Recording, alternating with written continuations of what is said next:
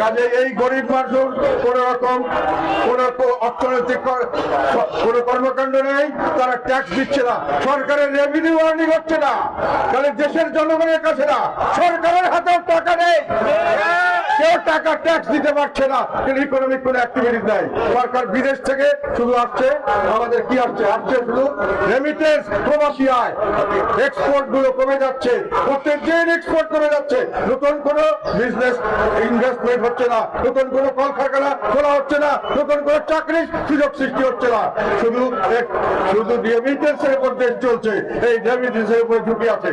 তারপরে আমাদের যদি সামনের দিকে এই অবস্থায় চলতে থাকে, তাহলে আমরা বিশ্বের কোন রকম কোন জায়গায় আমরা কোন